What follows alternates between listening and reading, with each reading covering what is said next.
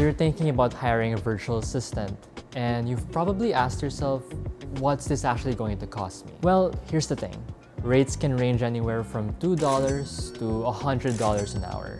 Wild, right? And if you're wondering how that's even possible, or where you should actually land in that range, you're not alone. Hi, I'm Matthew. I work with founders and candidates every day, helping them scope roles, set budgets, and make the best placements. So let me break down what it actually costs to hire a virtual assistant, and more importantly, how to make sure you're getting the best value.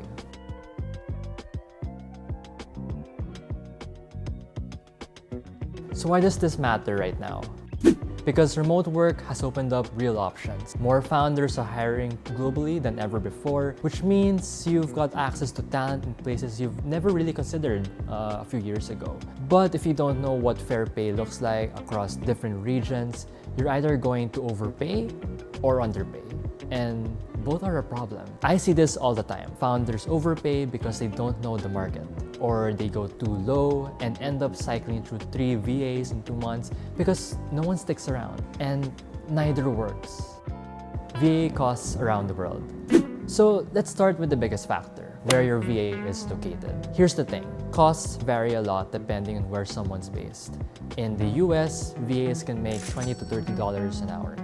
In the Philippines, rates are often in the $3 to $5 an hour range. In Latin America, you'll usually see $5 to $8 an hour.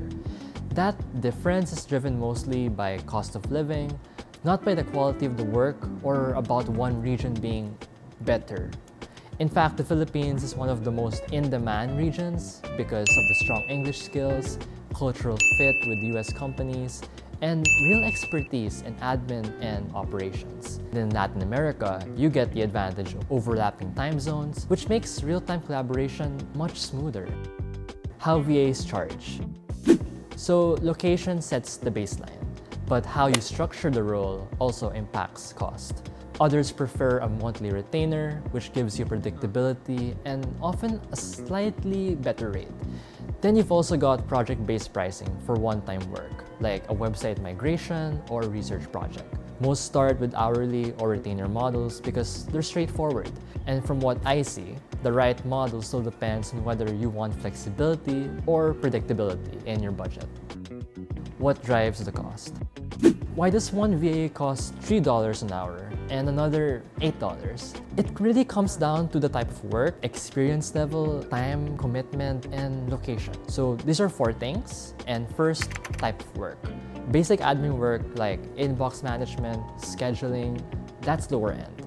But if you need specialized work like bookkeeping, design, or CRM setup, that's going to cost more. Second, experience level. Naturally, 6 months of experience costs less than 5 years with a proven track record.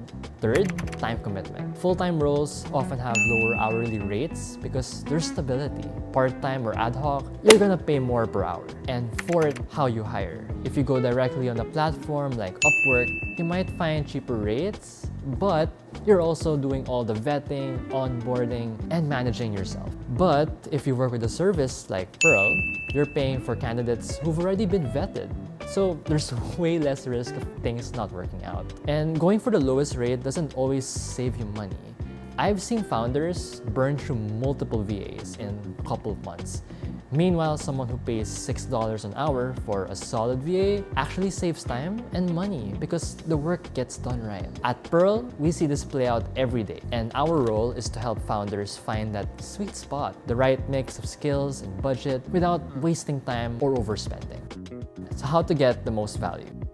Let me be honest, the hourly rate doesn't matter if the role isn't set up well. The biggest lever for ROI is clarity. When you know exactly what you're delegating and your VA knows what success looks like, that's when you see value. So start by listing tasks that eat up your time. Not high-level strategy or client calls, but repetitive work someone else can take off your plate. Then that's where you prioritize.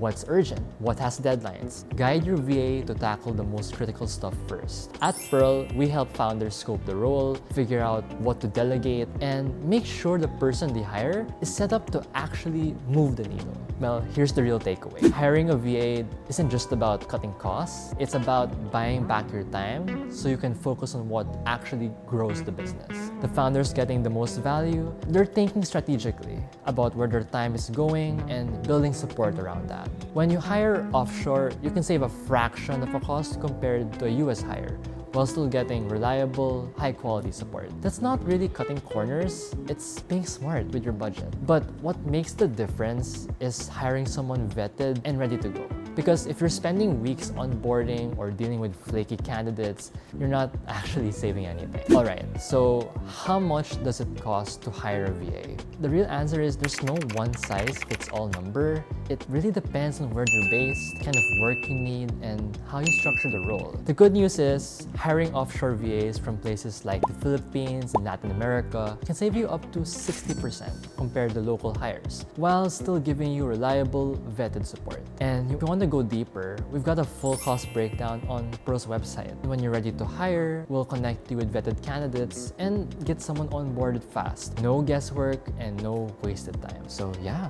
thanks for watching.